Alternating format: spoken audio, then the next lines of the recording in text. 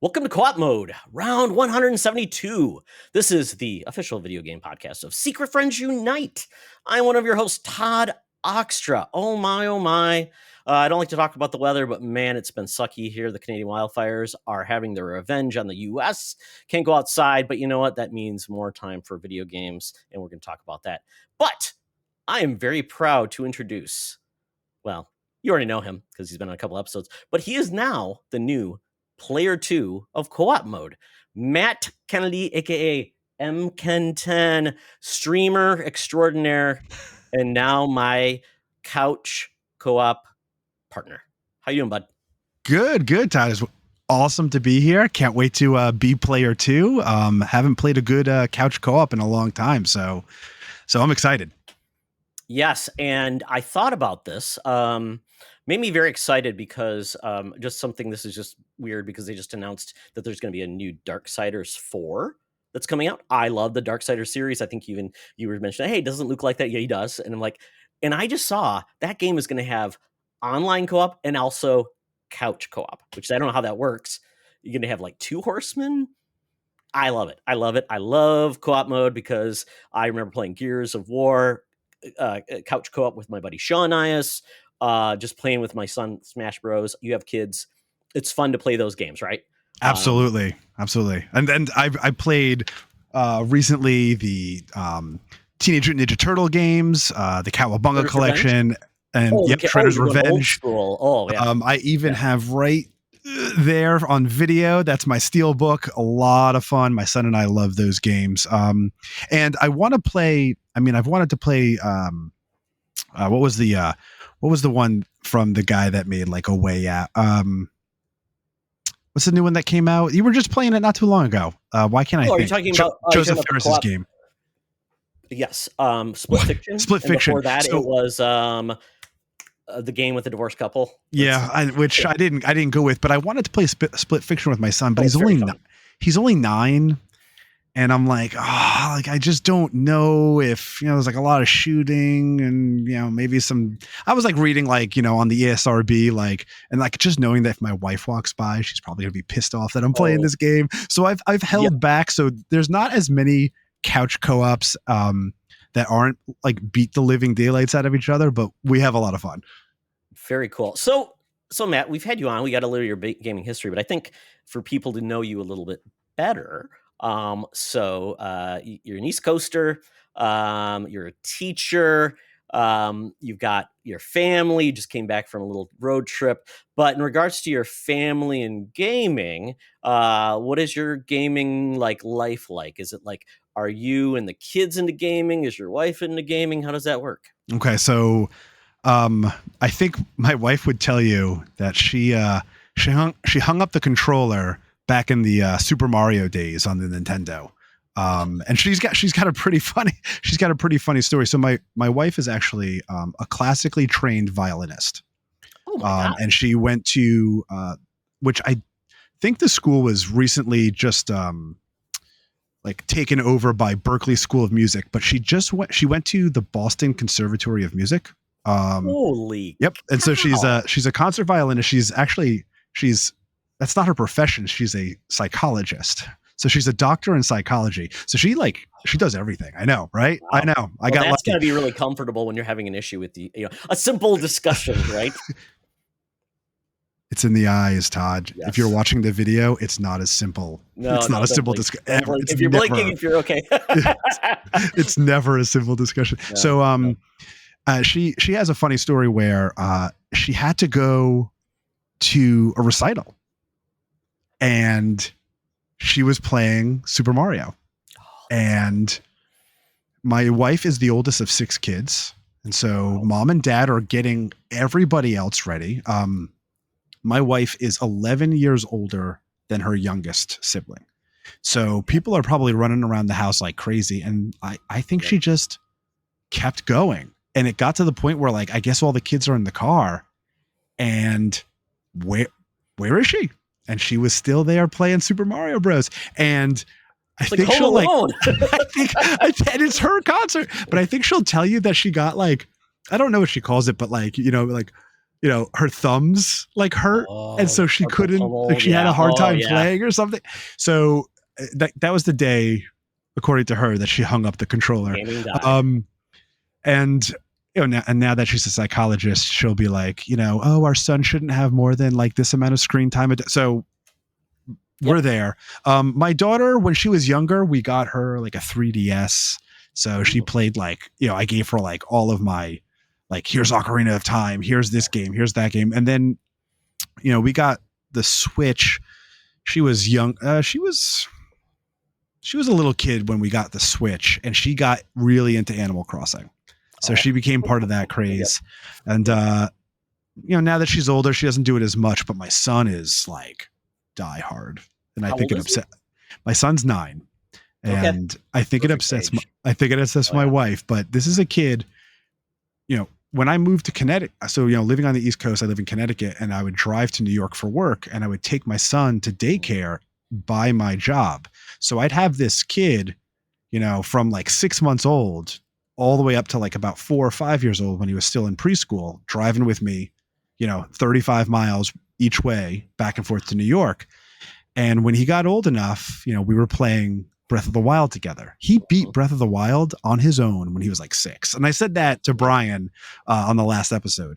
But we would drive down, and in his cute little, 4 or 5 year old voice, he'd be like, "Daddy, can we talk about Zelda?" And did that with my son. It was amazing. For so much fun. For 50 minutes, he would just go off on the recipes he was cooking and the swords that were, and I'm like, this kid's figuring out these puzzles and shrines. I'm like, psychology, schmology. This kid's 5 years old and he's figuring this stuff out on his own. I was like, so, take that. Take that curiosity. Yeah. And go. I remember with my son, we both, I discovered Arlo, which if you've seen Arlo, well, he's basically, he looks like Cookie Monster, kind of, but he talks about video games. He loves Nintendo. My son loved it. So we would talk about that. We would, I remember when he got a Switch, he was 12 years old when the Switch came out. Perfect timing. And he never looked back. And it's good. Inquisitive. He loves building.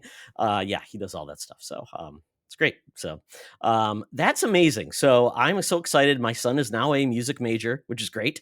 That's awesome to hear about your wife. And I think of like Lindsey Sterling and all the different music. We actually have a video game music convention in Minneapolis, which is great. My son loves pieces. Yeah. So it's the only one in the country. And then we also have a 2D con coming out. So my son and I are going to go to. So it's like great. I love music.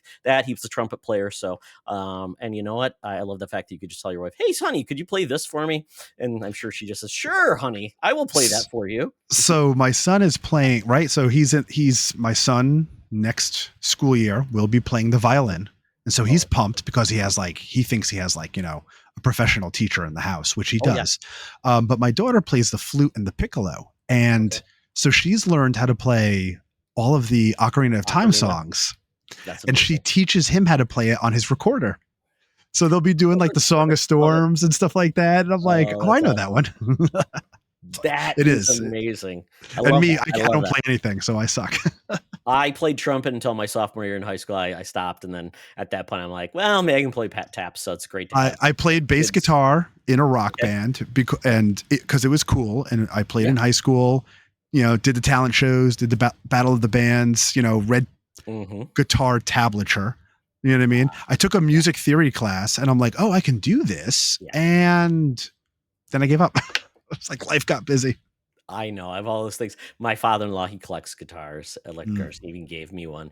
And I've got like a little orange amp and stuff. I'm like, that's a lot of work. Because I thought about playing Rocksmith and doing learning by Rocksmith because I still have that's Rocksmith. Cool. And you can use the USB connection to the amp. And then it's, long story short, I love Guitar Hero, all those things, but we'll talk about it. Maybe we'll do a music episode. That'd be cool. Music episode, kind of like all different types. That'd be real cool. Yeah. So let's add it on the list. There we go. So, folks, if you have any questions about Matt, his gaming hobbies, his habits, his life as a teacher as well, you'll know how to reach him at the end of the show when we give our socials. So, but with that, we just really need to get into the actual show. Man, I love this because this show is it's about video games, but it's the life we live surrounded by video games. So that means exactly at the almost 9 or 10 minute mark, we're going to talk about our Patreon, who make sure this show happens, pays the bills so we can do the show. So it's a lot of fun. And those Patreon Secret Friends Squad members are our besties, Dirk Trevelyan, aka the Figure Dude, Francie, the official hairstylist of the SFU, Xbox Expansion Pass, Mr. Luke Lore, Charlie's Uncle Tim Horan, who gets the podcast on CD. We got the Friends with Benefits, John Sedorf, Brendan Myers, Corey HD, Boss Rush CEO, Matthew Keel, Kurt Krug. We've got Tanya Lee, Chipotle Bear, Famous Seamus, Cam the Movie Man, Jay Newport 007, Darth Prozac, and Freight Conductor. So there you go, folks. If you want to be one of these cool Patreons, as always, you get our shows ad-free and first. And you know what? If you want to check it out, it's pretty cool because you can get your first month free or 50% off your first month. And you can also sign up for just $2 a month and get all the content that you can handle. So with that, if you are not a patron, check it out. Why not? You have nothing to lose. So with that, we get into buy, rent, return. So Mark, I have theories that this is what actually made him retire, was buy, rent, return, because I made him so mad. Don't know. Nobody's confirmed. But at this point, we're going to see how Matt does. So buy, rent, return this week, Matt. We were just kind of have some discussions about, I always want to know what should we talk about? It's always something going on. So Evo is happening. So Evo is the biggest fighting game competition in the world. Sony owns it now, and they go all over the world. Everything streams, and they typically have core fighting games that are part of the competition. You've got new stuff, old stuff. I laughed because they have Street Fighter 3 Alpha is in it. My son mentioned that, Smash Brothers is the biggest fighting game, but it's not in Smash because Smash is not in Evo because Nintendo says, nope, you can't have our franchise for some reason. It's very weird. Weird. Oh, well. So I said, Matt, let's talk about fighting games. Okay, of course, let's do this. So I said buy, rent, return fighting games, and I picked Mortal Kombat, Street Fighter, and Tekken. The pictures I picked were just random. Like I picked the original Street Fighter game for Street Fighter because that's one. It's you should watch videos of the original Street Fighter. It's so bizarre. Then Mortal Kombat Trilogy, which is on the PlayStation. You've got Tekken that is starting in the arcade. Very weird series. So there we go. So those are the games we picked. So Matt, we put this out to the people and they have spoken. So do you want to grab the ones from your Discord? Sure. You also have a Discord. Yeah. So actually, before we even start, what is that Discord? So I'm sure we can put a link down somewhere for someone to find it, but it is called the M-Ken Den. And it's where a few of us, it's like I did like a little soft launch a few months ago, and I'm trying to put it out there and publish, get it public and stuff. And a few of us have picked up, and we're talking about anything video game related, anything life related. It's where I post anything about live streams. It's where all of our different friends who have their own content or friends' content can post as well. And it's just, one more corner of the internet that's, a safe place. That's what we want. Just like a place where we could just freely talk and hang out and enjoy the things we love. So with that, I did have a few people that I know, I'm pretty sure, listen to Co-op Mode often. So first up, we have Chipotle Bear, who actually happens to be a Patreon. And he said for him, he's going to buy MK, as in me, Matt Kennedy. I don't know if that's what he meant. Absolutely. I'm not for sale, Chapo, but he's going to buy Mortal Kombat. He's going to rent he's going to rent Street Fighter and return Tekken. No reasons why, just straight to the point. Then we have, I believe, Chris from 1H1D, who says he's going to buy Street Fighter, rent Tekken, and return Mortal Kombat. Congrats on the new co-op mode. Thank you very much, Chris. Yeah, awesome. And then Marcus O'Neill, who runs some really cool podcasts and stuff himself. He's going to also buy Street Fighter. He's going to rent, unbeknownst to my parents, Mortal Kombat and return Tekken to the trash. That's a spicy take because I don't think that's my take necessarily. I think I have the spiciest take of all. So we'll see. And then we've got a couple from the Secret Friends Discord. Yeah. So this was fun because I put these out here. Some of them when I put this out the post, because I did say takes on fighting games. And I said, is Smash even a fighting game? Which I did that kind of little to poke the bear, just to I want to have a conversation about that afterwards because I think I have a few. I want to I'm going to play a little devil's advocate as well.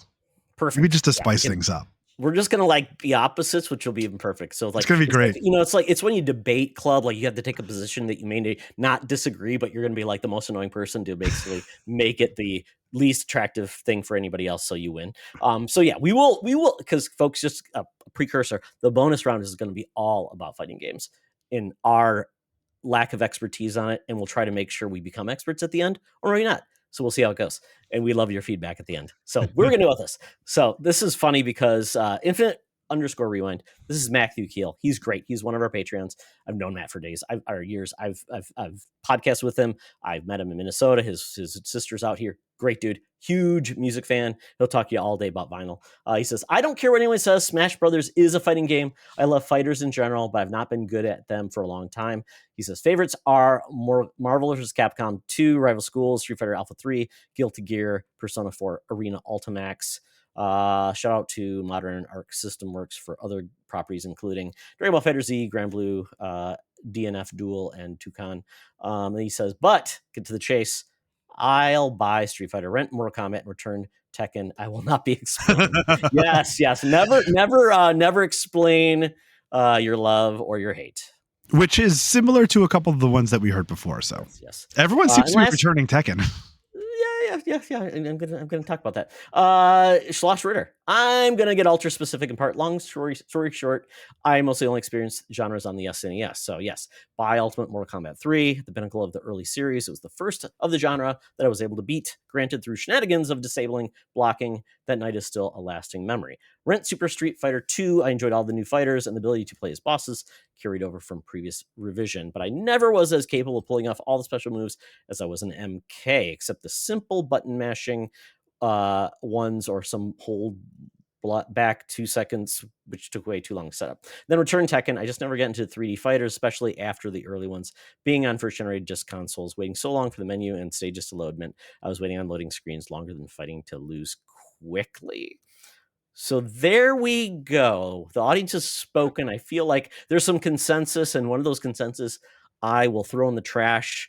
I will take their trash, take it out of the trash, and throw it back in their face with a Dragon Punch or something else. So, Matt, what are your choices? So, I think everyone returned Tekken. Am I wrong? I will look really quick. Yes. No. Chris rented Tekken. He returned Mortal Kombat. Yes. Okay. So yes, I would say all but one kept Tekken. So actually, okay. So now that I see it, Chris and I are in the same boat. So I'm going to buy Street Fighter. In terms of nostalgia, for me personally, Street Fighter is the one. And we go back to the arcade. So it wasn't even an arcade for me. So in middle school, all throughout middle school and early high school, me and a few buddies would walk from school into town. We'd go to our local pizza place, and it was these places. Grocery stores would all have arcade machines for some reason. It was the local pizza place, and it had Street Fighter, and it had maybe NBA. The other game might have been NBA Jam, but it had a Street Fighter 2 arcade, right? I think it was because there was Street Fighter 2, and then there's like Super Street Fighter Turbo. There's so many tournament edition. There's a million editions of Street Fighter 2. You're making my head spin. I don't remember what it was. I just know it was Street Fighter, and you would get a slice and a Pepsi for $2, right? And you'd get a slice and a Pepsi was $1.50, and you'd get your 2 quarters. It was like a student special, right? Okay. After school, student special. And you'd get your 2 quarters, and those would go right into Street Fighter. So we would play Street Fighter when all of our money ran out. We walked over to the local card and comic book shop. Look at, Magic cards. I had friends that were into Pokemon cards. I wasn't as big at the Pokemon as they were, but we would be reading comic books until we pretty much got chased out because we didn't buy anything. Nope. And then you'd head over to Stewart's gas station to get an ice cream cone, and you wait for your mom to pick you up on the corner. And so I am going to buy Street Fighter. That game is like forever ingrained in just incredible memories. And then I'm renting Tekken because it's another arcade story, and there's going to be a theme to this. Okay. In the local mall, we had this arcade. Oh man, I can't remember what it was, but man, I miss arcades like that. They don't make them like that anymore. No. But that freaking Tekken machine, the line was out the damn door. Tekken And 1? on Tekken. Okay. I don't remember which like we're going back to like late 90s, early 2000s. Okay, so then we're maybe Tekken 2, Tekken 3, because Tekken 3 was on the PlayStation 1. Okay. That's and I will talk about And, that. But yeah. and Tekken, I know Tekken's an old franchise, but I remember I never really got my hands on the sticks often. It was just watching. How many buttons did it have? Did it have 4 buttons? Because that was Tekken old school. That's a great question. I don't remember. Okay. Like I played the machine like 2 or 3 times in my life. I remember it was like a 50-cent machine, not a 25-cent machine. No. Okay. But it was all about watching others play it. And man, it was freaking so cool. And then I'm going to return Mortal Kombat. As much as I love Mortal Kombat and I loved being on the playground, trading like I don't remember where I told this story, but it might've been here. We had a printed out picture of Kathy Ireland, like in a bikini. What? And it was printed from a computer. Okay. And this thing was folded so many times. And on the back of this printed picture of Kathy Ireland was the Mortal Kombat blood code. Oh, and that thing, for the SNES, for the Super Nintendo. Yeah. And we would trade that thing on the playground. And this is going back into like the early mid 90s. What was the common Kathy Ireland piece? Was it just? It was just like, I think like as like kids, we like somehow printed that shit out. I don't remember why, but one day somebody wrote the blood code and that paper got passed around forever. Nobody thought to write it down elsewhere. It's like, why did anybody write it down? You had Xerox machines back then, right? Probably so smudged by the time anyone got to it. And although it was fun, Mortal Kombat, just to me, got just too over the top. Like the blood and like the spine. Like I love a good gory game and stuff like that.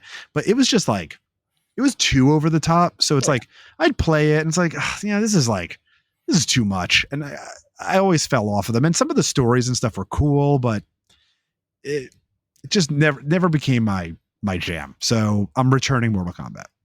Okay. I respect Mortal Kombat, but I'm returning Mortal Kombat. Okay. So I'm going to go a little bit flippity floppity. It's going to be weird. So I'm probably the bizarro selection of this. So I'm returning Street Fighter because I appreciate what Street Fighter does. I played Street Fighter 2 in the arcade. I'm like, this is amazing. Great. I mean, I loved it. I was an arcade kid. Just did and followed them all around. In college, I would go to the comic book shop on Wednesdays because that's when new comic books came out. And then I would go to Pinball Pete's in East Lansing, Michigan, on campus. They had a pinball or an arcade location, and you'd go down the stairs, and it was perfect. They had every type of game you could think about. They get the new stuff. They had the old stuff, Daytona USA. It was amazing. You hear the sound of the arcade. It was amazing. They sold shirts. And they had this is how low rent it was. They had a soda machine. You didn't get cans. You got a cup filled in with nice ice. It's like crumbled, and you get Mountain Dew or whatever. Oh, so great for That's awesome. Oh man, those are the days. There, and it's like, so of course, every arcade machine you could still smoke at that time, so people would be smoking. So there's ashes on the arcade machines. There's ashtrays.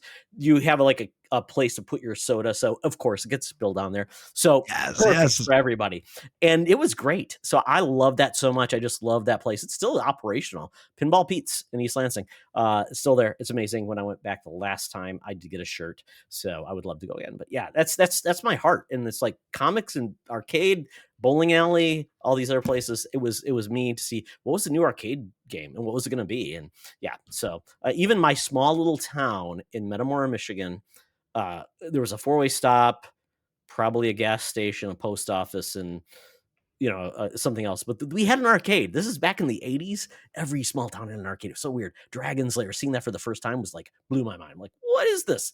So getting back to the point in mind, Street Fighter 2, I really enjoyed. I sucked at it though. So I appreciate what it is. It just didn't hook me that way. Mortal Kombat was the game that I'm like, what is this game? It's crazy, to your point, watching people play, finding out what the codes were, the fact that when you would see on the splash screen that you could send away for a Mortal Kombat comic, I'm like, what is this? And people did. Look that up. And it just came out of the blue. And it was like, oh my God, it's so violent and crazy. And I started playing and I just had a blast. And a couple of my friends, and just seeing number 2 and number 3 coming out, got more adventurous, more crazy. And then 4 went totally like polygonal and horrible game. Just bad. It's like it went off the rails, and they finally reinvented it and they did some other things. But I loved Mortal Kombat, the movie, just kind of those things. Oh yeah, the music and stuff like that. I love that. There was the really bad cartoons, and it's like, how do you turn a M-rated video game into a cartoon you watch on Saturdays? But so that is my rent, is Mortal Kombat. Loved to pieces, but I was not like a player on like home systems. Tekken 3 is the game that got me back into console gaming. I got that in college because I wanted to play Tekken 3. I love Tekken so much, and I'm like, this is going to be on a console, and it's amazing. And oh my God. So as a graduation present from my fiance at the time, who I did not marry, and friends, they bought me a PlayStation. So I got Tekken 3. I've loved Tekken ever since. And between Mortal Kombat and Tekken, I love the fact that they've just now turned into this weird series of, like, they have an awesome campaign with over the top stories that make no sense. I know. I love that. You got Heihachi throwing his children down a well to survive. They come back and turn into demons. I love Mortal Kombat, how they've turned it into just this crazy, different genres. And we've got the movies now with Carl Urban. So that is kind of where I'm at. Tekken is always my favorite. So I love it. I'm really good at them, which is great. And I just loved what they've done with the series. And the fact that there's Tekken 8, there's Mortal Kombat a billion, and then right. There's only Street Fighter 6, which is just so funny. Like, it's been around forever, and there's only 6 versions. Took forever, but yeah. Oh, that is so interesting. Yeah. I mean, there's been like a million versions of 2.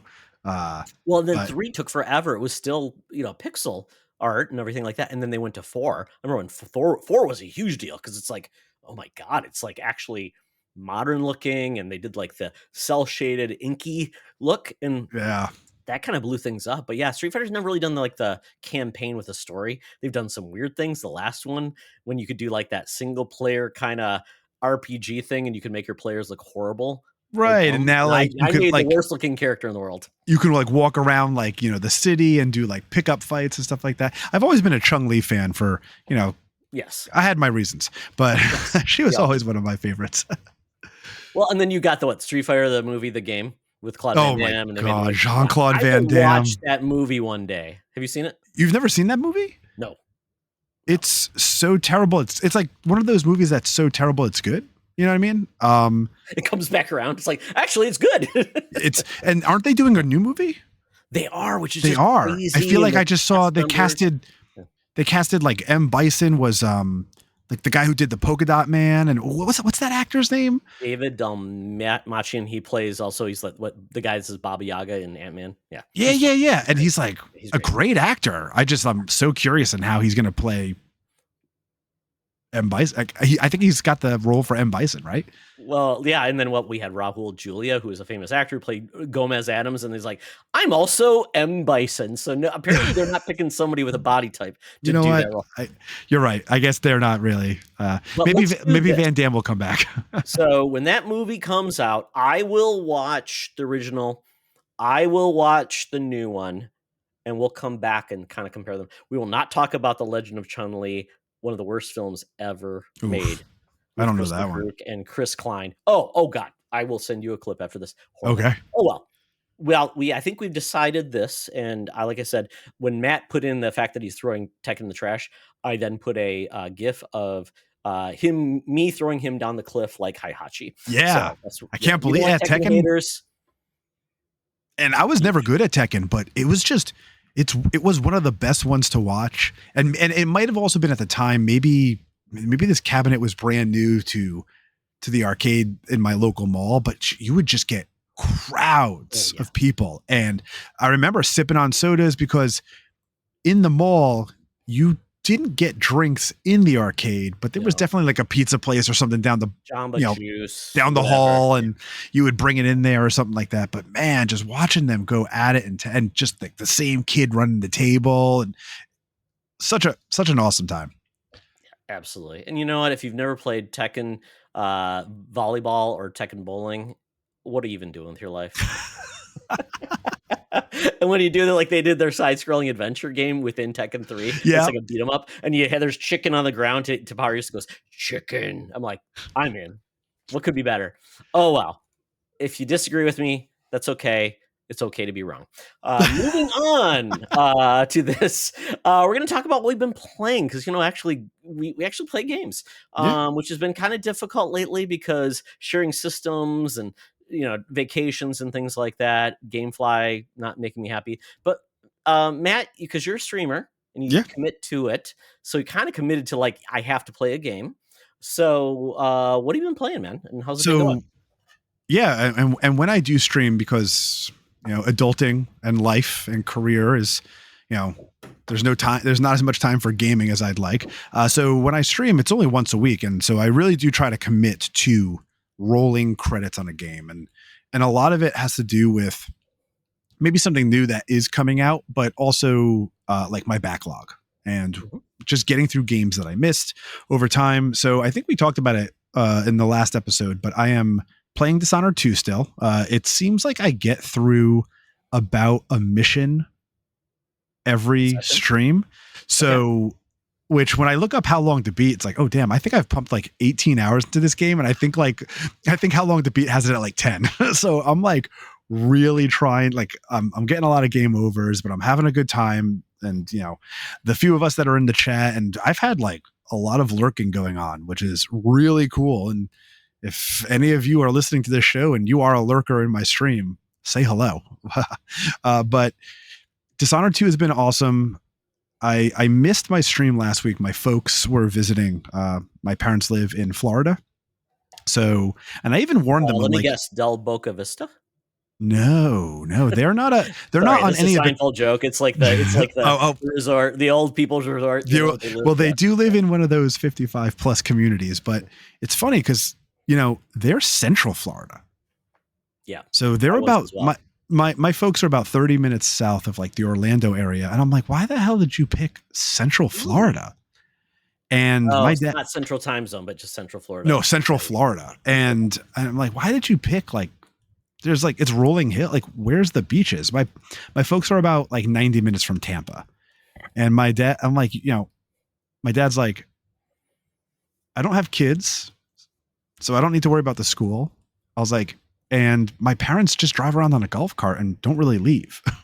They've got 2 championship golf courses in the premise. They've got like pools, they've got like clubhouses, they've got restaurants. It's like all there. So that's where they are. So they came up to visit, and I don't see them often. And I warned my parents, like, I stream Tuesday nights. And they're like, oh, that's fine. My parents aren't like, the long ball hitters they used to be. So they're like, my mom's falling asleep by 8 o'clock anyway. Mm-hmm. But I'm like, am I really going to like push my parents out when I see them? My mom's the same. Like, am I really going to just play video games while she's sitting over there watching reruns of Young Blood or Murder, She Wrote or whatever? My mom's really into like British TV now. So she's like all about like BBC and stuff like that. Into the BritBox and BritBox. That was it. BritBox. Yes. Was it Father Murphy and this other dude? And they all like manage wildlife and murder. Yeah. So, I mean, they were here. We actually went out Tuesday night. So, and nice. Join the Discord, self plug. But like everyone was like, everyone in the community was like, spend time with your parents. Like, don't be silly. So Dishonored 2, but I rolled credits. I believe the last time we talked, I was playing Death Stranding 2. Rolled credits on Death Stranding 2. I put in a little over 60 hours. I'm seeing people that are putting in 150, like 125, 150 hours. I have a lot to say. I think overall the game was excellent. absolutely excellent. And I think a lot of people said the same thing I'm about to say. If you did not like the first one, yes, it's not going to change your mind. right. It's still the same game, but I just think the story was much more cohesive, and it just, I just felt more excited about what was going to happen next. So like I tried to get like, like, let me get the 5-star rating. Let me deliver every package. And that, I hate to say, wears off fairly. I heard about a lot of people are like to do like the platinum and other things. It's like, it just feels like in my life now, it's like, I just hate that like platinums and things turn into like not enjoying a game. It just becomes an obligation. I really do not Yeah. like And that concept. exactly. I'm not a trophy hunter by any stretch of the means. So if I can pull off a platinum, I absolutely will. And Sure. but it's only because I want to. And Or it so happens along the way and you did something cool. I'm like, oh my God, I got it. Really? like Ratchet and Clank, right? So, but it was Death Stranding 2 was excellent. It made sense. And I enjoyed it. And now I am on to Kingdom Come Deliverance 2. Holy cow. Did you play the first one? I did. So I played the first one on PlayStation 4, which was not easy. I have about 80 some odd hours, I believe. And somebody can fact check me if you want to look up my like my PS profile. But I think I got so far, and I got to a point where I was just smashing my head up against the wall. I could not beat this one boss character, and I quit. And sometime later I watched a video, and that character, who is hard, there was only maybe like a couple hours left of the game. And I'm like, you know what? I feel okay that I didn't finish it. I did my best. And so like I watched like a recap video and stuff like that, and I'm loving this game, but it is, I'm going to say the same thing about Death Stranding 2 with Kingdom Come Deliverance 2. It is still that like super like sim RPG. It is It's real. got like a weird combat life. system where it's like, it feels like it's more swingy, or people explain it like that seems odd. You can stab, and I wanted to play it. I just don't think my piece, like, I have a gaming laptop, and I remember the specs on the first one were pretty heavy, I want to say, but I just don't think my laptop would have been able to handle the game. So I got it on PS5. So I'd be interested to see how it is with mouse and keyboard. But a lot of the things that were really hard about the first game, like the devs listened. Like, this game is just, it just runs, everything runs better. I don't even know how else to say it. This is like a middle, like 14, like late 1400s Bohemia Prague simulator, though. But it's got a little bit more adventure and elements. You like role playing, like you have to learn how to read and weird things like that. And the alchemy is real. You're really mixing potions. You're you really have to look at the books. You really have to, like, right now the shoes I'm wearing are totally have fallen apart. I can't afford to buy new shoes, and the cobbler that I found is too far away, and I finally found some money, but so you're gonna get an infection. You're gonna step on a horseshoe. I don't know. It is a nail. Yeah, right. It is so good though. Like I cannot recommend it. And I was just chatting with Ains from Season Gaming Podcast, and I'm like, how the hell do I like, why is the lock picking so damn hard? And he's like, dude, he's like, this game, like, you gotta like practice, you gotta level up. He's like, you're not good at it. I'm like, in the middle ages. Get good. So I had to abandon this easy treasure chest. Easy. It was easy. Yeah. So that's what I'm playing. What about you, Todd? What are you playing? Okay. Before we move on, really quick. So we talked about Kingdom Come. Is there like an end goal? What is it, like, to become the king? To just not die of like a illness? What is the goal? To bang as many wenches. I mean, that sounds pretty good. I mean, but you could probably pick up something from that too. I mean, I don't know. I couldn't afford the bathhouse, so right now I'm just washing in a trough. That the horses are drinking out of. Of course. I'm sleeping. I'm sleeping in hay. No, there is a story, and so the first game I don't think is old enough to spoil anything. Sure. But I don't know, spoiler warning for the first game. I'm only going to talk about the beginning part of the game, which Sure. I think was like in like the opening credits and stuff of the first Mhm. game. But you are a simple son of a blacksmith, and it is Bohemia 1495. I don't remember the year. And Prague, and this war is going on, and this this king or whatever is trying to take over this land, and your village is attacked and razed, right? Burned to the ground, and you escape with your life. And so It's Revenge Tale. There is a revenge tale in that first game, and that's where I'll stop there. And in the second game, you are alive, and you've got right? the same character. So I'm going to ask you another question. If you had finished the game, would you be able to like import a save and start with that, or is it just like Mass Effect 2 where if you didn't play the first game or the third game, whatever, it's just basically choose these things and then you start with your character? Not even that. So Okay. this story is predetermined, right? Canonical. This is the canonical start. Right. And think there are events that happen in the second game. And they've gone with a few more RPG elements because there's like a leveling system and stuff like that. And there's speechcraft, there's combat, there's strength, there's agility, all of that exists. Whereas in this game, through some opening dialogue and some opening scenes, you can kind of choose. I think it was like 3 or 4 choices of what kind of character. The main character's name is Henry, and you can kind of choose what kind of character you want Henry to be. And all it really does is it gives you like maybe like a bonus point in that one area, but it doesn't like cuff you to like one play style. You can upgrade him as you want to play.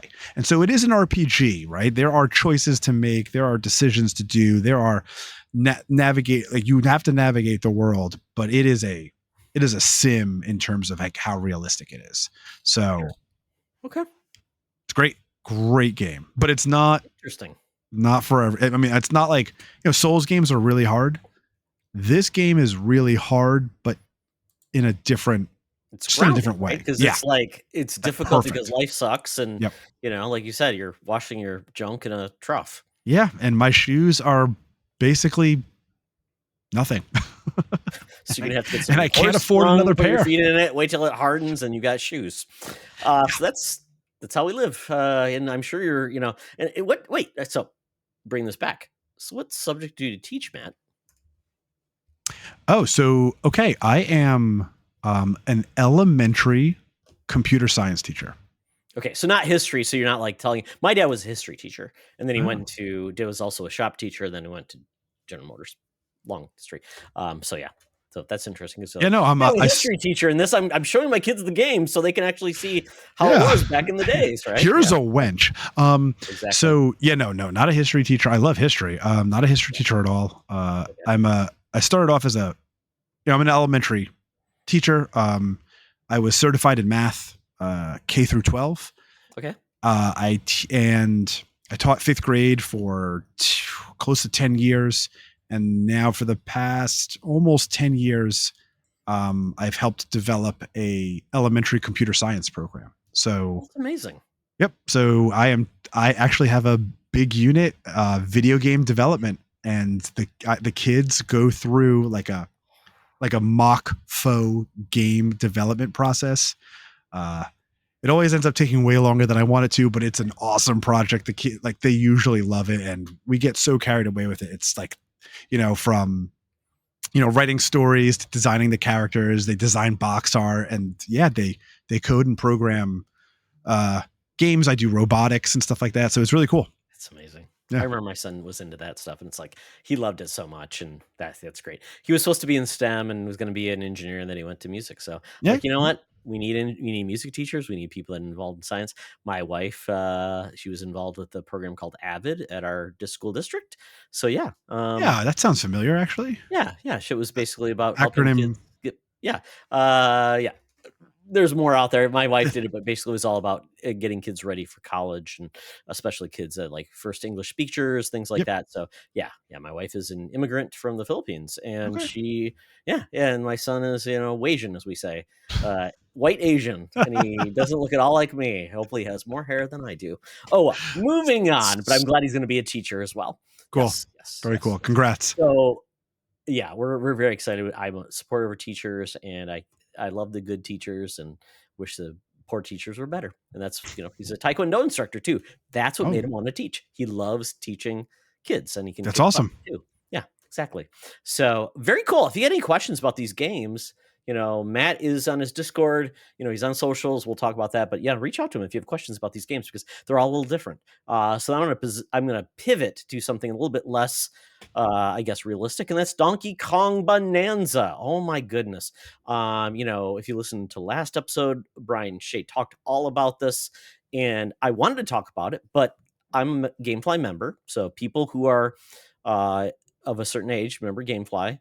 They're still surprised it exists. I'm one of the few people that still subscribe to it. I was on it. I was on it in the beginning. The first game I got was The Saboteur by I think it was an Electronic Arts game. The Saboteur. Was it Sega? Yeah, somebody made that game. Yeah, I don't remember who. Yeah, there was like a World War II kind of vibe, right? Yeah, you were like you were like an Irish immigrant in World War II. I think it was like Nazi occupied France. Yeah. And I remember there was like white elements. I think. Yeah, it was a cool game. It was a cool game. Yeah, very cool. But I stay on it because as long as I still have physical media, there's a lot of games that are not on services that are like the third party, the premium games that are like $70 to $80 a month or a game. So for me, if I want to play these games, it's a great way to try out games for a low price. For $22 a month, I can get two games a month. So Donkey Kong was one I was supposed to get, and it got lost in the mail. So I eventually just went to Costco and bought it for $62. But I will get back into it and get games from them as well, because I can play all these other games that I can't get on a streaming service. So for me, I still have a PlayStation with a disc drive. I still have a Switch, but obviously I have PC. But I have Game Pass, so I get the Xbox games that way. So I find a way to play most of the games through those services, because games are expensive, man. Yeah. I mean, yeah, and that's a way for me to play new stuff and revisit things. So Donkey Kong Bonanza is great. My son has overtaken my Switch 2. He's been playing it. I told him don't spoil it, as I'm trying to do something here. The big TV's over there. He wants to play it with a Switch Pro controller versus with myself. I'm actually doing a lot of handheld, which is great. It's a fun game. It's crazy. It's fun. Do you have two Switch 2s? No, I have a Switch 2 and a Switch 1. Because when you held up your Switch 2, I thought he was playing it currently right now. No. He's actually at work. He's at, my wife and him are at Taekwondo right now. They're working. I'm sure they'll come home soon. But yeah, that's what he's been doing when I'm like on the PC. I'm like, don't spoil it for me. And I'm like, Dad, how am I going to spoil it? It's like they don't even talk.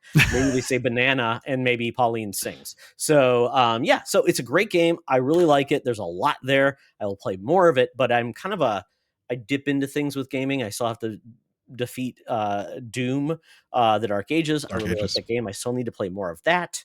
But what I did play after Donkey Kong Bonanza, if you have any questions, let me know. But really, it is a cool 3D platformer. It's all about getting the bananas to level up and things to do to fight these weird void monkeys. That's all it is. It's an internet game. I heard it's great, and I'm jealous because I did not get a Switch 2, and I know we're not talking about news, but by the way, Nintendo just raised the prices of all the Switch accessories and the core devices. So they said they're not raising the price of the Switch 2 for now. I saw that. Yes, I saw everything else went up, but the Switch 2 for now. Correct. We'll see if I splurge during the holidays. I don't know. Yeah, you know what? Sell a couple. My Switch 1, or sell something else, and that'll be fine. My Switch 1 still gets a lot of use, and so I don't know. Yeah, and if you have no interest, I mean, it's okay to make your kids suffer and not giving something new. Parents, I'm interested. Denying I love my Nintendo, but just it's great. It's a great system. I would have sold the Switch if my son was not going to take it back to college just to play Smash Bros and Mario Kart, which is great. So we're good to go. But yeah, play Donkey Kong Bonanza if you want that Mario Odyssey experience. It's great. But what I did play, and it's on a lot of consoles right now, there's a demo out broadly on almost every system, and that is Shinobi Art of Vengeance, which I is want to hear about this because this is the last game I have drafted in my okay. fantasy Ooh, draft. yes. And fantasy, we should probably talk about fantasy the fantasy critics draft. We had Marcus O'Neill to talk about it Oh God, he's a kicking while ago. my Marcus is great. ass right now. I'm in 2 leagues. They both suck. I think I'm in the trophy league and some other league too. Yeah, I don't know what I'm I'm getting my doing. I butt kicked really by don't. Marcus. I'm sure I drafted some like Mario 3D game on the Switch too. Didn't happen. So so I totally get it because so we'll talk about that. But yeah, Marcus is great. If you want to know about fantasy critic in that type of league, Marcus O'Neill is awesome at that. But yeah, this game is really cool. It's by Sega, and I was trying to find the developer because obviously Sega doesn't develop these type of games. It says it's Lizard Cube. I have never heard of Lizard Cube as a developer, but this game is pretty awesome. So I'm pulling up Lizard Cube's website. Let's see what games they also developed. They were part of the Streets of Rage 4 team. Wonder Oh Boy, yes, Dragon's Trap. Yes. So they have basically a heritage of making these awesome hand-drawn games with heritage characters in a really updated format. So I love this. And their website's great because they show these characters doing awesome animated versions. So this game is amazing. And I played the demo. I that's love it. It is. good to hear. I drafted this game. I'm looking at something that says Shinobi Art of Vengeance is insane. Switch, so hopefully, I mean, it looked that trailer looked awesome, right up my alley. So You got to I'm play it excited. because maybe it doesn't look great in screenshots, but as I'm playing it, the art style is very like, I talked about Street Fighter 4 where it had that like that art, that ink Mm-hmm. feel. This Yeah, game has it where it's like the yeah. characters they have thin lines around them, but they're highly animated, and this game just feels good. The double jump, the attacks, what I'm doing, it's amazing. It's not a roguelite, it's not a Souls like, which is a lot. I mean, I will be honest, I don't like those series games because I feel like they have taken away all of the games I can play and just said, let's make them harder and less fun. Right, exactly. Yeah. Is this game more of a Metroidvania? Like I think it has elements of it, and I'm playing the demo. So, but there I see like a level. So, typically one of the key points in a Metroidvania is you see something, you can't get to it. Whether it has like a green door or something like there is a place you walk over, and there's like this green surface. I'm like, how am I going to get through that? So that tells me right there, I will get abilities. So you do have like save points. You do have the ability to get these souls that then allow you to buy extra moves. So this feels like more like a Ninja Gaiden like or something like that, where okay. it's hard, but it's not unforgiving. It's not like you lose everything. Like when I came back, Right. it basically, you that skill you picked up and you bought, you still get that. Now you can go back through there, and but man, the controls are excellent. It's beautiful. Oh, that's so great. It is. What are you playing it on? I'm playing on the Switch too. That's why. This is Nice. the problem I have with the Switch 2. It says it's released for the Switch. So I'm like, is the Switch 2 getting like a better frame rate or something of that? And people said basically it's just a locked version of the same game. So I'm like, I'm frustrated about that because I feel like Oh, and they don't have a good system to tell you if something is coming out to the Switch 2, if there's a benefit of getting it, or is it just a direct port with no benefit? Because I don't like that, right? yeah, that's a bummer. Yeah. Because I really want the games to take advantage of the Switch 2. That's why I'm excited, because I'm like, I don't want it to be the worst version of a game if I own it. Like if it's on PlayStation 5, I have that. I can play it there. Or on Steam, I can play it there. So so I'm excited for this game. The problem is it's also, we have the Ninja Gaiden Ragebound game, which Mhm. just came out. So I'm like, a lot of these games, I feel like Yeah. they're competing. It's the year of the samurai, the ninja with Assassin's Creed Shadows. Then we have Ghosts of Yotai coming out. So it's like, and we got these games. I'm like, there's just too many. It's like, space them out, guys, because there's enough ninja for everybody. Yeah, and I didn't play Odyssey because I have this long running history with Assassin's Creed for sure, and I think I have in my background Yeah, there's Ezio back I there. can see him. I can see Ezio. But Yep. Yeah. I was obsessed with the Assassin's Creed games, and I loved Origins. Origins is my favorite modern AC game for sure. I liked it more than Odyssey, and I liked Odyssey.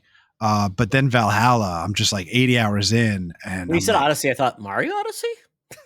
Different Odyssey. that's a great game too. Okay, good. Yeah, exactly.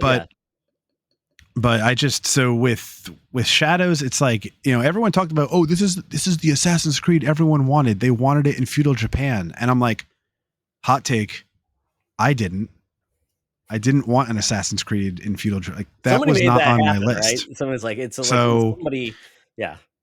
That's not my Assassin's Creed game. So I'm like, I didn't even touch Shadows. I need a break from Assassin's Creed. So I'm looking forward to Ghost. But I played at the beginning of the year, I played Prince of Persia: The Lost Crown, which is a fantastic Metroidvania. Yes. And it was that's our where game of the year last year for our goaties or couchies, or whatever we call them. I guess. Oh yeah, it was next year. Yeah, freaking excellent, so great. And so when I saw this, when I saw the new Shinobi Art of Vengeance first get revealed, I thought maybe that was what it was going to. I've never played a Shinobi game. Oh, you know, there's a great Shinobi game on PlayStation 2, and I believe there's also a great Shinobi game on PlayStation 4. My son loves it to pieces. If it's still Shinobi, because I get them conflicted, but I believe it's Shinobi is these games where they really, really take heart of the classic action platformer versus going into a Metroidvania. So it's more of that style, but I think there is some Metroidvania. I'd love that. If you like that type of game, you'll enjoy it. It's fun. Yeah. Okay. I'm looking forward to this demo then. I'm going to have to download it. Or no, I'm thinking of Strider. There's an old game too, Strider on PS4, which was great. There was a great Shinobi game on PlayStation 2. We had this long scarf so yeah, it's hard. Some of these games just kind of meld in your mind, blend into each other. Yeah. But this is great. So, and I'd love to play the Ninja Gaiden Ragebound, but once again, I don't know. I mean, if there's not a demo, then I gotta buy it, and we'll see. So I may just watch a review to see if it's really worth my time. But yeah, so there. And then lastly, we talked about arcades. That brings me back full stop to my goal is to build an arcade machine, and I've been talking about this for a long time. I bought one of the Arcade Legends Pro arcade. Basically, it's arcade deck that has 2 controllers, lots of buttons, and also one of those like golden tee balls you roll. Okay. So it comes with like a little dongle box, which kind of sucks though. So I'm gonna get a mini PC. So they sell these awesome mini PCs now that are like, quite honestly, capable of running like Red Dead Redemption 2. Not the greatest resolution, but I'm just going to use it for like emulation of arcade games. So I've got that. So I'm going to get that. I have my board, my arcade board with controllers plus a stand. I've got I just ordered a mount where I'm going to put a 43-inch 4K TV I bought from Best Buy for $100. What? 43-inch 4K TV. Yeah, it was the deal of the day. So it's I've got it. I'm like, I'm ready to go. And then I'm going to hook up this mini PC so then I can play all of the arcade games from my youth, and it's going to be awesome. So I love this. It's a challenge. I'm going to do it. I can't wait to see how this turns out, because I've wanted to buy those like arcade 1-ups. Yes. And like they had like NBA, but they're like, I mean, they're not $1,000, but they're like, some of them push it like $799. Yeah. I want the Simpsons. I think they have a Simpsons one. I could be wrong about that, but I thought they had a Simpsons one. And I'm just looking. I see exactly, like, there's a few things I have to move in my basement and a few things I think that needs to go to the dump. But sure, I got places, and I'm like, man, I have a vision. So I can't wait to see how yours turns out, because mine is the way motivating. To basically not to be locked into one game or anything and having 2 players, and it's going to be a great way to just learn and have fun with it. And the way I've got it's going to be mobile, so I don't have to worry about being locked in. It's not going to be heavy. It's not going to be like 300 pounds to get in my basement. So I will show you pictures, man. And as I get this through, I'm going to figure out, like, can I get art? Can I put like one of those cool like light up LED screens for kind of like something there? I can put art on the sides if I want, but this is something I've always wanted to do. But I'm like, do I really want to buy like an arcade box that is $800, is 700 pounds. But this is going to be easy because the mount is like 10 pounds and has the TV in it. And I can move around anywhere in my house. It's easy to move around. I can put it anywhere. Want to put it upstairs? Cool. I can do that, or I can put it in the corner. So it's going to be a fun time. Yeah. And I'm thinking about like having the background noise of the arcade in the background. So this is something I'm going to do. I'm going to probably have to reach out to people that know how to do this stuff because I know how to do it. It's just sometimes it's not as easy as you think. So, but I'm very excited for it. So we'll see how it goes. So that is what we've been gaming, folks. You know what? We're an hour in, and thank you for joining us. But we're going to get into the bonus round. So the bonus round, Matt, you said, hey, let's talk about gaming because I'm not an expert. I don't know everything. And I'm like, I don't either, but maybe we can learn a little bit more about fighting games. And I kind of proposed this as the topic. So I said, with Evo happening, it's a good time to talk about the history of fighting games, our history with them, and what fighting game we'd make. So with that, Matt, so we talked a little bit about our gaming history. So do you know what the first like fighting game ever was? Crickets. Wow. No. Okay. No, I have absolutely no idea. Okay. So realistically, the first fighting game, if we want to get down to it, was the original Street Fighter. So that would have been my guess. Yeah. So that came out in, I believe, 1989. And that's kind of like where Final Fantasy was like, this is the Final Fantasy. If you don't get this right, you're going to be screwed. So they said, we've got something with Street Fighter 1 by Capcom, but it needs something. So then we got some talent that came in and basically said, we need to lean into the characters versus making the actual, like what you're doing important. It should really be the characters having personality, move sets, things like that. This is a world of fighters, and let's do that. Once that happened, the world blew up. It was just crazy. Street Fighter 2 was everywhere. Everybody had their favorite fighter. It really brought back the arcades. I mean, we talk about arcades have many lives, and this was the first one there. And then it basically said everybody that saw what, Street Fighter 2 was doing, brought it in. Then obviously you got your Mortal Kombats, you got your like Fatal Furies, SNK fighters, you got like those weird ones like the Time Killers games, you got all the knockoffs like the War Gods. Atari did things. You had the SNK games like Samurai Showdown. I mean, it was just crazy. There were so many fighter games. And then obviously we got those games being only at the arcade, then came home. You didn't see many fighting games on NES. Really, there were none. I would say maybe Karate Champ, something like that, which was in their Yar Kung Fu, which was an old school, just kind of a throwback. But with the SNES and Genesis, you got the home version of Mortal Kombat, like you said. SNES, you had the Blood Code, Mortal Monday with Mortal Kombat. I remember in college, God Almighty, I was sitting in my dorm room and somebody was in the quad and they screamed out Mortal Kombat. I'm like, oh, here we are. We come to that, and then it just blew up. Yeah, so I had the SNES and I had a Sega Genesis, so I was definitely fortunate enough to have both. You didn't have two sides. There was no point. And I remember that Blood Code don't ask me what the code is, but I remember doing the Blood Code. But I remember owning the Sega Genesis Fighter Stick. Oh yeah, 6 buttons. And it had the 6 buttons on it with the arcade thing. And me and my brother would freaking be going back and forth on who got to use the fighter stick. And man, that was so cool being able to bring home what you saw in the arcade onto that big box TV. We had this huge TV downstairs. It was was it called the Plasma TV? Am I wrong? I feel like it was called Plasma. There was if you wanted a pure black, you had, the rear projection screen TVs that were a big deal at the time too. God, I don't even remember, but it was just this big box. And damn, we used to love playing Street Fighter 2 and Mortal Kombat.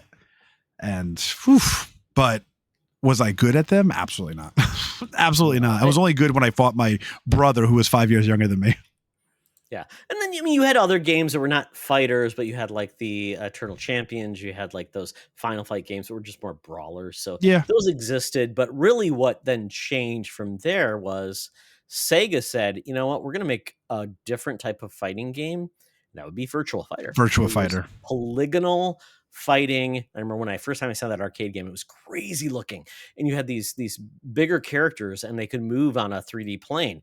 It was crazy. The fighting wasn't great. They looked very blocky. They looked very different than your traditional like Street Fighter 3 Alpha or things like that. And then that led then to the emergence of other games like Tekken, like we talked about it. And then it was like, how do you get these arcade games on home consoles? Well, you get the I guess at that point it was the Sega Saturn, you got the PlayStation, and then at that point, the SNES wasn't going to cut it, so then N64, and then what did the N64 have? Killer Instinct. Oh God, Rare, right? Killer Instinct. Absolutely. It was like the Ultra 64 in the arcades, which was then going to power Silicon Graphics. It was crazy combos. I mean, I sucked at that game, but it was so fun to watch. I feel like, I remember getting thrown off a rooftop and like landing on a car or something like that in that game. Somebody gets like 85 combos in a row, and it's like, I haven't even been able to do one thing. It's God, why are you so good at this? How did you learn how to do this? Especially on that terrible controller on the N64. Oh, yes. So, I mean, that's kind of got us into where the arcades came home. So then you got those games like Tekken and you got that. And then somebody decided to make a weird game with Nintendo mascots called Smash Brothers. Super Smash Brothers.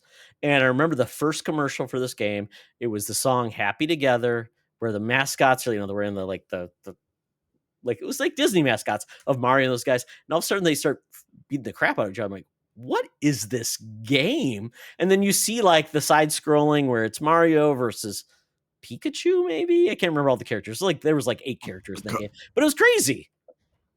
And they reinvented like a different type of game. So different call it a platform fighter. Yeah.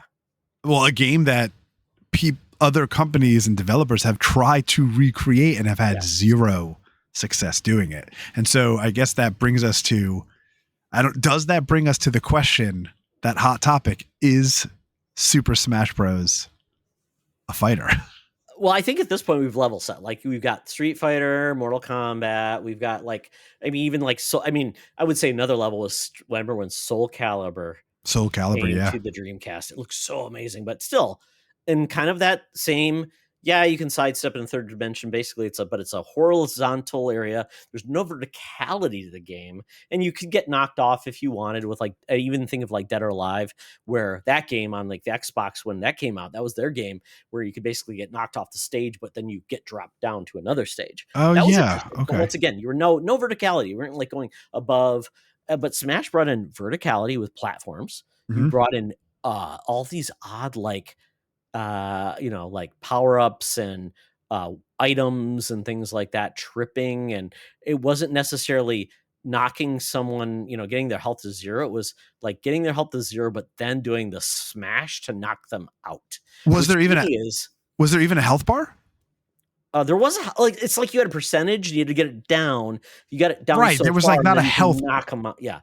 Yeah, we didn't have a health bar like in every single like arcade fighter. They still weren't dead though. That was the thing. They were still dead. You still had to get them smashed off the grid. Oh, and then I don't know if it was only in the newer games, but you'd be able to hang on and throw yourself back up. Or you're falling and how to get back up, and then characters like Kirby, where it's like he can just float forever. I know, and I could never figure out how to do it. So it's like, it's like. The platforms and those platform mechanics, like and like you were able to do like the double jumps and stuff like that. It's like that you didn't have that in fighting games. It totally changed it. So you have like, and this is where we talk about this. So I mean, trying to think of any other additions to this fighting world that we got that were majorly different. I would say not many, because then you've got variations of the same concept. So you have and I think one of the big differences in most fighter games and Smash was the fact that Nintendo turned what Midway or Capcom or other developers turned into a violent game, and Nintendo turned it into a party game. Like this was a complete chaos, like multiple characters all over the screen. There's no like violence. It's just goofy, right? Exactly. And it just became like total like party chaos, and that you didn't see that in a fighter.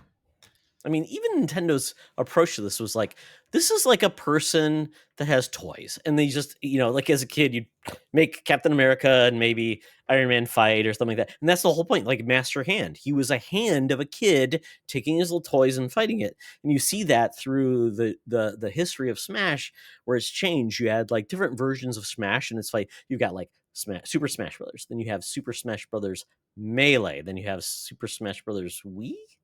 And then you've got Ultimate, and then the 3DS version, and then now you have Ultimate. No, Super Smash Brothers on the Wii U, Super Smash Brothers U. Then there was a 3DS version, and then it became Ultimate. Oh my gosh! I mean, we have crazy, Ultimate, and I think my son has a lot. Other than character, because I feel like you had to buy character. Did you have to buy DLCs and stuff? I don't remember. There was a DLC collection, right? That you got like different characters, and that was a big thing with Smash. They made it like a huge deal. Like, who's going to be the next character? And here's a video for it. Crazy. So a lot of fun. Yeah, apparently they don't even allow like it has to be a core video game character. It cannot be like a no Goku rule is what they call it. Basically, if it's a Dragon Ball Z is an animated character, he can't be that. So it has to be a core video game character. But that's where it became a scenario where like everybody's here with Ultimate. Like you got characters like Shovel Knight, which I have an amiibo, and that was a big thing with amiibo. You had to have them all, and right? Do the stuff. And then you had like all of the like interactions between different games and different franchises. So didn't you have Like I feel like I have Cloud Strife. You do, and then you've got Sephiroth, and you've got Minecraft Steve, and then you've got the Castlevania Bros, and I mean, I remember all the characters they brought in, and it's amazing. But then you've even got like the weird ones where they have the assist characters, which aren't amiibo. They're part of it, and they get to be part of the fun, which is cool. Right. Yeah. I think you got like, the Wii Fit characters and stuff like that. just things that didn't make sense. It doesn't make any sense. Mr. Game & Watch. I mean, I remember those coming out. It's like, that's so goofy. Or Duck Hunt Dog. And it's like, what are we even doing? But it's fun. I mean, I love the fact. And I remember my son, he loved it so much. And I'm horrible at the game. I don't get it. Absolute trash. I get it. But what I would do to my kids, and I think you should take this example from me, play horribly, but mock your child like you're so good at it. Like, oh yeah, come on, bring it on. And it's like, it made my son laugh so much because he's like, Dad, you're horrible at this game. No, I'm not. I'm great. I'm just letting you win. I'm letting you win. Yeah. We do tournaments and stuff, and my son has a friend or two right up the block, and they'll come over, and it's like what is it, like 64 like player tournament or whatever it is, and I get thrown out of the first round, and I got these 9-year-olds laughing at me, and I'm like, I really was trying. Like I really was trying. Why did I not win? I feel bad when I lose, right? When I get knocked off, I don't know how to get back up. How come you guys don't teach me how to get back up? Exactly. Like, get good, Dad. And it's like, oh, you should use the GameCube controller version, or you should do this, because it's like, I'm like, that's not intuitive. So I told my son, and that gets us back to the whole point of Smash. So I said, is Smash a fighting game? And I feel like at this point, you have regular fighting games and you have Smash likes. Because I feel like Smash is so different. Yes, it is a fighting game, but you can't compare it to others because it does something that's different. The closest games you got, and it's funny because there's a history of like Smash likes. You have, what is it, All-Star Battle Royale, All-Star Brawl, All-Stars. Yeah, something like that. Yep. Then you have the WB game. Yep, and then you have the Multiverses. Yep. And then Nintendo All-Star Brawl or something like that has one. You have Brawlhalla. You have, to your point, the Nickelodeon game probably that's like that. So I feel like there's games that just fit the Smash role, which is essentially characters that are fun, teaming up, coming in, knocking off a stage, and surviving that. And it's really more about goofiness and enjoying like IP versus Right. being like, and people say there's believe me, there is a skill set. I get that. It's not like I'm not denying it, but it's funny that with Smash, what is the game that people point to though for like skill and tournaments? Matt, what is it? I'm asking you a question rhetorically, maybe. I missed the question. Can you repeat the Okay. question? So what is that? So I would say, even though we've had all of these, there's been how many Smash Brothers games? We've had all these other games, but what is the game that everybody keeps coming back with Smash that is considered like the core game in that series? I don't know. Melee. Oh. That is the game they have tournaments on. And do you know how you can play Melee? Oh, no. You can't. They don't sell the game. It's not on Virtual Console. It's on a GameCube or a Wii, and you have to find a copy of a game, or you play it illegally. But my son says, "Oh yeah, Damn. Melee's huge." I'm like, "But how many copies were sold, and how many can you like?" There's like maybe 4 million copies of the game that were actually sold. It's never been available digitally, and it's not been resold. It's not in any NSO service. I'm hoping it comes to NSO because they relaunched GameCube. But it's the game people talk about. I'm like, but you can't be behind a game where you can't purchase it. People can't play it. The hardware isn't available for sale. It's the black market Smash Brothers game. Exactly. This is like cockfighting with video games, right? It's illegal in the back den. Sorry, guys. You don't ask what cockfighting is. I don't endorse it. No, yeah, my God. We're probably banned now. Sorry, Matt. It's been a good Oh time. man, my first show, and I'm already off the air. Yeah. You know what? And that's, well, I mean, I think that just proves the point is that's how little experience I have with Smash, let alone fighting games. But I've heard of Smash Melee, but I've never played it. I had a Wii, but at the time I had a Wii, I personally never had a reason to buy this game. Melee? So, if you why a copy, because I mean, it was like on the GameCube, I'm like, the copies got like really expensive, like $120, $200. I'm like, who's going to play that when you can buy the Smash Brothers for the Wii? Apparently, everybody hates that game. I don't even, and so with all of this debacle with Smash, and did we answer the question? Because I feel like maybe not. Maybe I'm gonna say, because we had, I can't remember who it was that wrote in and said, basically fight me, but Smash is a fighter. Oh, Matt Keel. Yeah. And I'm gonna, and I should go back to that point. I'll look it up. And you. Well, I agree. Like in the end, I know there's so much to a fighting game, but in the end, I would have to say yes. At its core, you select a character and you try to KO your opponent. You use a variety of attacks, use a variety of special moves, and I feel like that's fighting 101. That character loses, the other character wins, next match. So I feel like at its core, Smash is a fighting game. With that being said, it's not in Evo. No. Or it's not in Evo anymore. Correct. So I don't know if it ever was. I mean, maybe it was, but they basically said the only way you will get Smash Brothers is in a Nintendo verified tournament. And by the way, it will be Ultimate, a game we can sell you. Yeah. Wow. So that's crazy, because I mean, I was reading just maybe this morning, because Evo is huge. I mean, it's like a freaking presentation now. Like they made there was announcements. There's new Street Fighter 6 character coming out. They had Mortal Kombat stuff that they talked about. I think Guilty Gear Strive got some information. Like they are using Evo as like what would be like, maybe it's not like a PlayStation State of Play, but it's a full-fledged reveal and announcements type of weekend. So I mean, it's a big thing. If Smash came to that, I mean, I think that would be huge. Yeah, I mean, I'm looking here at the Evo website. Sony bought them because they're like, this is really important. It's a part of a culture.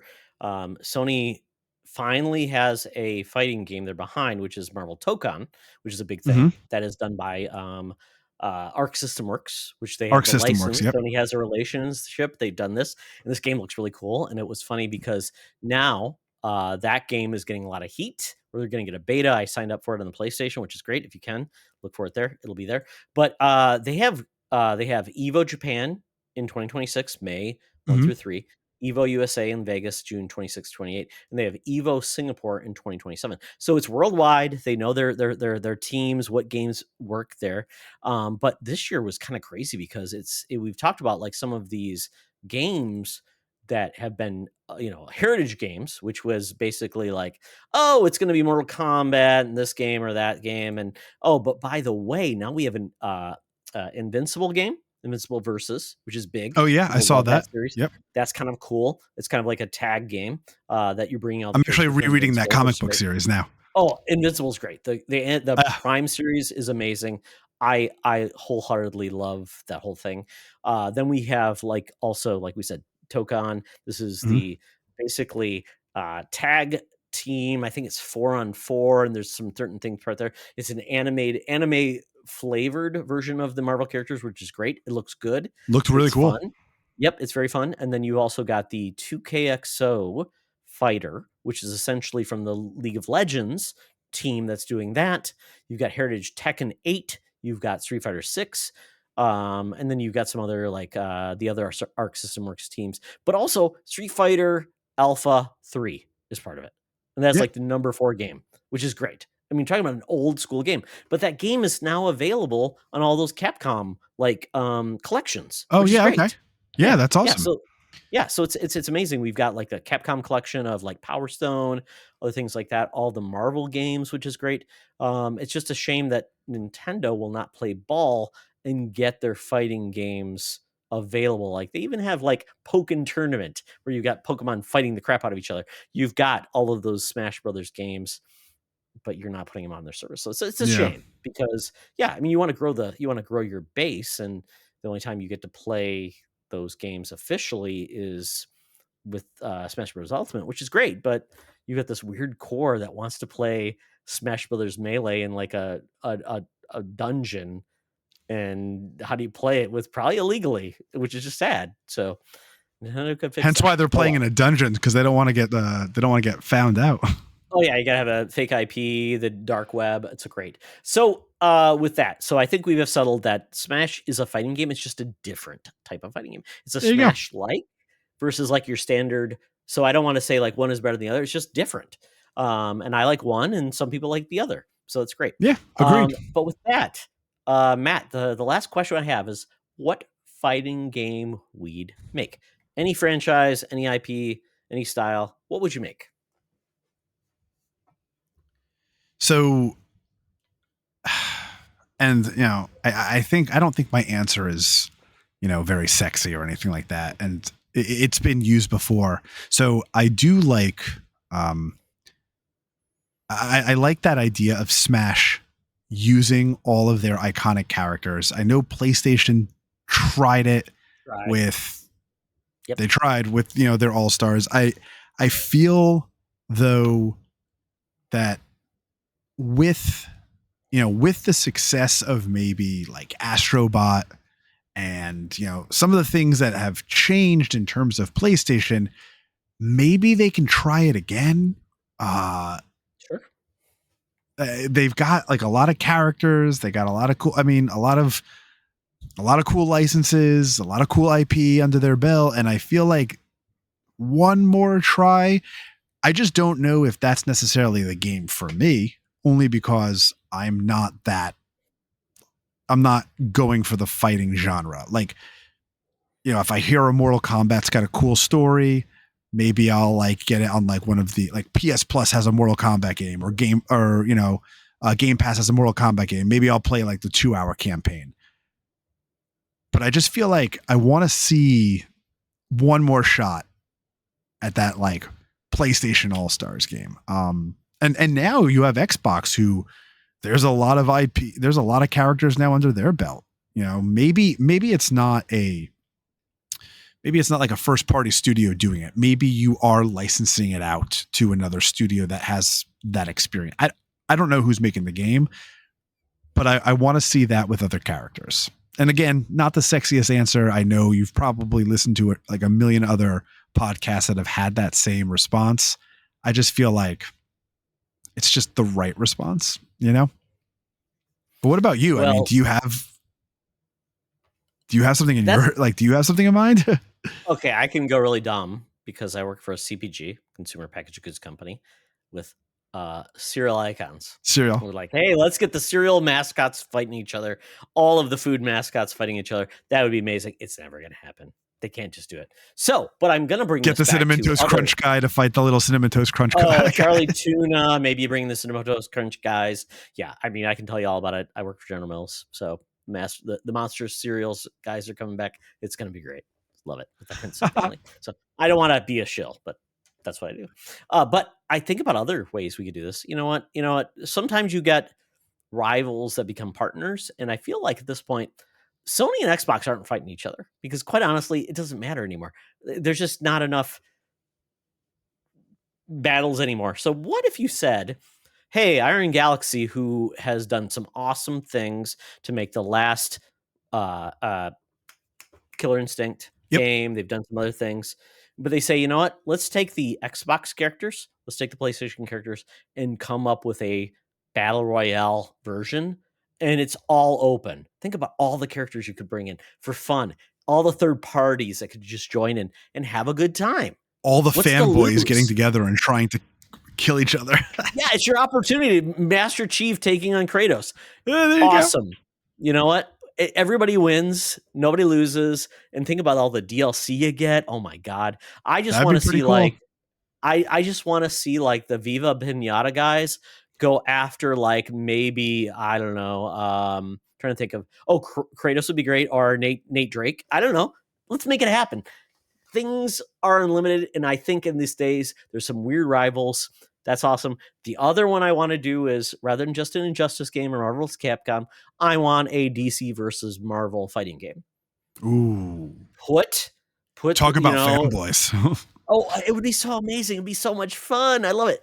And I am a fan of those like campaigns, because that's what keeps me engaged. It keeps me going on. They do a great job of like, oh, you may not want to play with this guy, but you need to do it because you do that with Mortal Kombat and Injustice. So I would love that as well. And then just bring on, you know what, NetherRealms, WB owns it. Hey, you know what, Marvel works with Sony. It could really be cool to make this together. Work. It could really. That would be cool. Work. I mean, what does it hurt? It's money. Make some money, guys. We need that in video games. A game like that would just print money. It's like, and it goes print everywhere.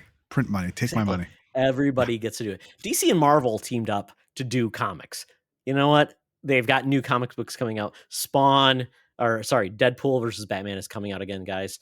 You know what? The walls come down in Berlin. We can make these franchises get along and have a good time. Because we all know that Nintendo is the enemy. So let's be real. Sorry. That was my last poke of the bear. Banjo-Kazooie, the bear. Because nobody's touching banjo these days. Oh, well. Okay. Well, that is our focus on the world of fighting games.